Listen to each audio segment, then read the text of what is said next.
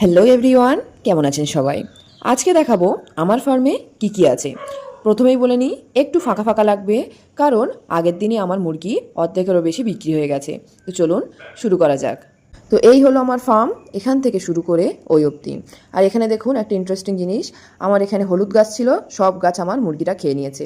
আর এই যে এখানে আমি নিচে হাঁস পালন করি, উপরে হাঁসের বাচ্চা, আর এই দিকে পায়রা।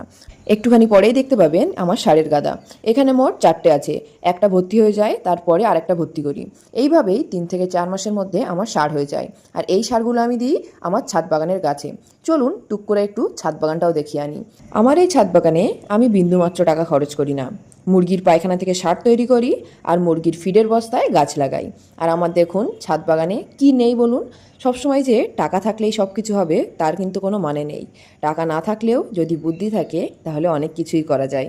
এই বছরে একটু এক্সপেরিমেন্ট করছি ছাদের সাথে, যে ছাদ থেকে আমি কি ইনকাম করতে পারবো কি না।